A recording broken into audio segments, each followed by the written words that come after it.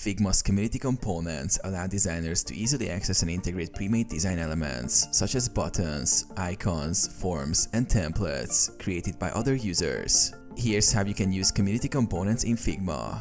Access the Figma community. Open Figma and go to the Explore Community section.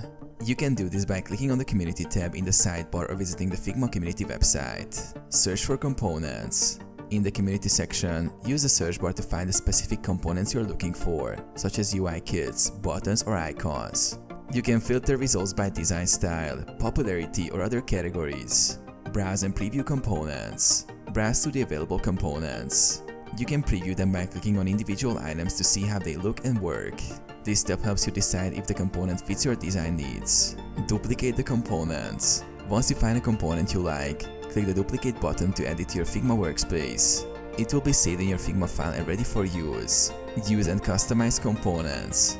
Drag the component into your design frame. You can customize colors, sizes, and text, or combine them with other components to build out your interface.